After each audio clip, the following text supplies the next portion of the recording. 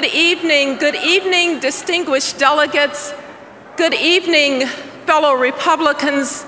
Good evening, my fellow Americans.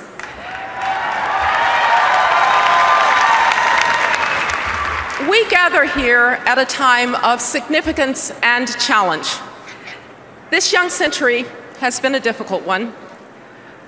I can remember as if it were yesterday when my young assistant came into my office at the White House to say that a plane had hit the World Trade Center, and then a second plane, and then a third plane, the Pentagon.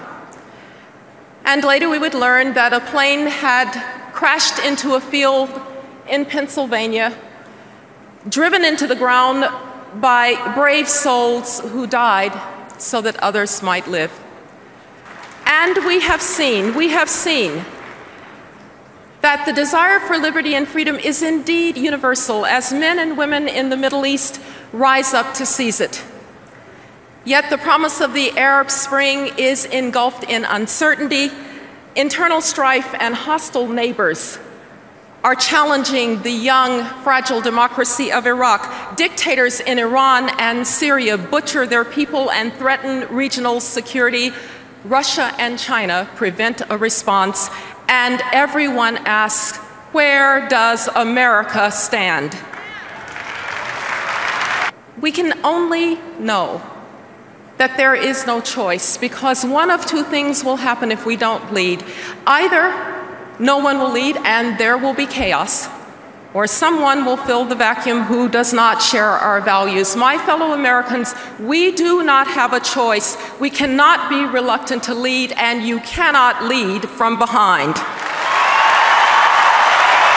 Mitt Romney and Paul Ryan understand this reality.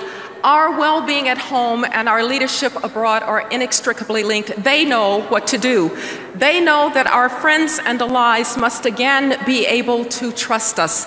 From Israel to Colombia, from Poland to the Philippines, our allies and friends have to know that we will be reliable and consistent and determined.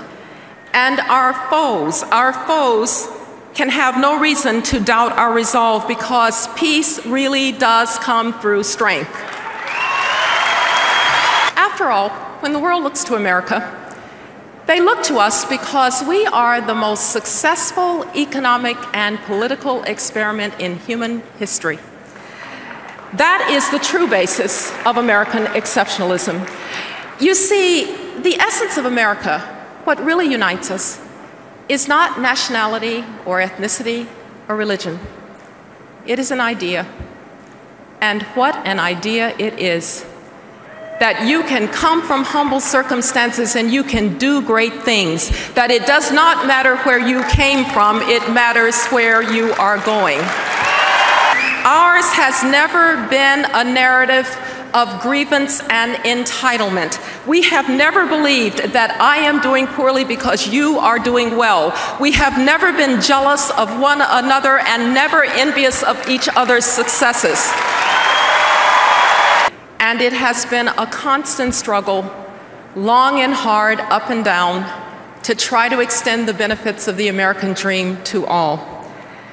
But that American ideal is indeed endangered today.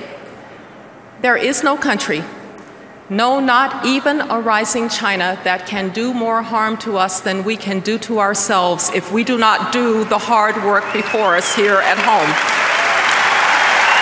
We have been successful too because Americans have known that one's status at birth is not a permanent condition.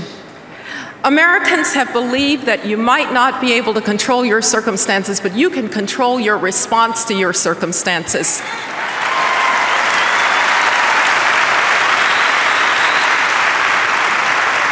And your greatest ally in controlling your response to your circumstances has been a quality education.